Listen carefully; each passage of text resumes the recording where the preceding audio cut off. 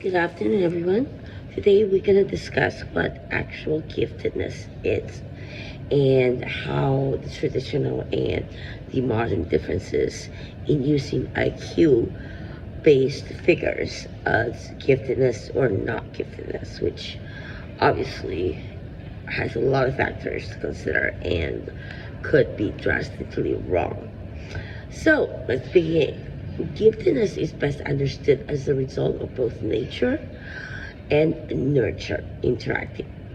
The nature component of genetic contribution is that the cognitive ability is partly heritable. Studies, especially twin studies, shows that a significant portion of IQ variation is linked to genetics.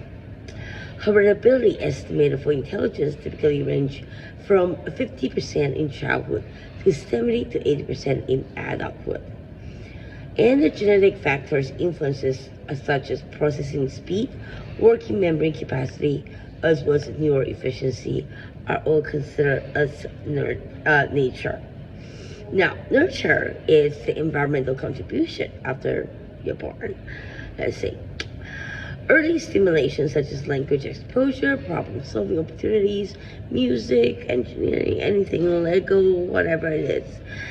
Education quality and enrichment, and that differs in many different countries. And I was lucky, I was born in Taiwan, and they have a gifted program that obviously I got in.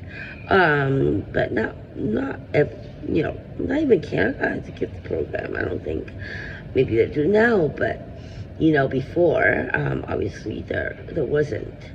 But the assessment of giftedness back using IQ when you're a very young age and the correct IQ questions, not like knowledge questions, like, hey, what do you do when the red light turns red?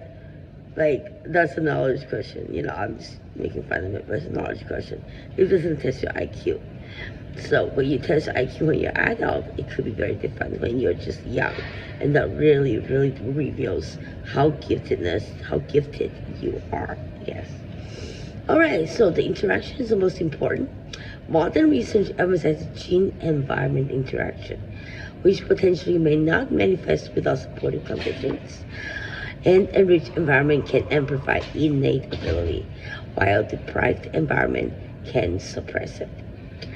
Individuals often select or create environment that match their abilities, such as a gifted child going all over the place, bouncing all over the place like me, choosing different hobbies and, never stop learning, things like that.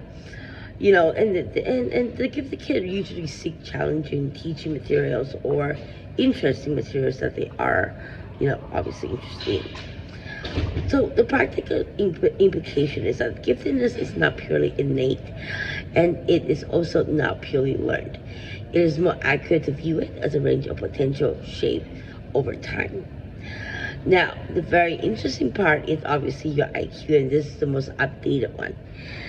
All right, so IQ range 115 to 139 is above average, 130 to 144 is moderately gifted, 145 to 159 is highly gifted, and 160 plus is exceptionally profoundly gifted.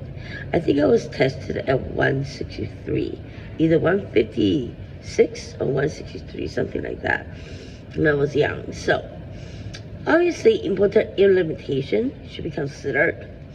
Alternative methods such as above average ability, creativity, task commitment, task focusing, innovation, things that kids like to do that you can observe to understand their interest and promote that interest so they become really good at it. So in conclusion, giftedness emerges from a dynamic combination of biological predisposition and environmental influences rather than just one or the other alone. As for IQ correlation, the most widely used cutoff is at IQ 130 plus, which defines as gifted. But many experts consider giftedness multidimensional, not just a single number. Thank you.